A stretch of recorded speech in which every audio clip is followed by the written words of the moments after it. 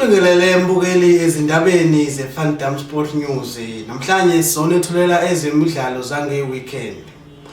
Iqembu le-Orlando Pirates libanjelwe lidlala liwina nakhona kanzima. Sekuvalwa amehlo lapho bedlala khona neDurban City ekade ingaphelele.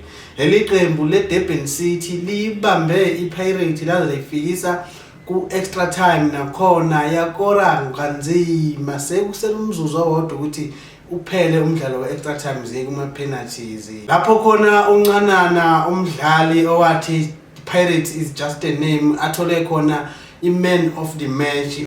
Iqembu leMamelodi Sundowns nalo lishikiliswe ladovadovwa ladonswa iqembu lePolokwane City lapho khona umdlalo ozoye waphela ngo-2-1 sezikhona futhi kwi-extra time nakhona umdlalo usubheke ngasekupheleni. Iqembu lamaZulu kanye neSekhukhune basinike umdlalo omnandi kakhulu lapho khona umdlalo ophele ngo-3-4 ifike khona ku-extra time. Phelela lapha ke mbukeli izindaba zethu.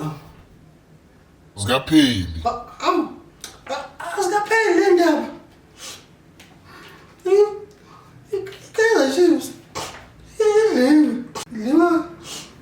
Golden Arrows nakhona nje ngamabomu ngowanini Yekukhala ufundela.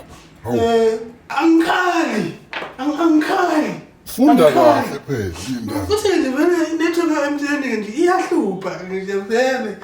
Ngizwe lapho emlaleli indaba zanamhlanje sibona ngokuzayo lapha la ku Fandom Sport News.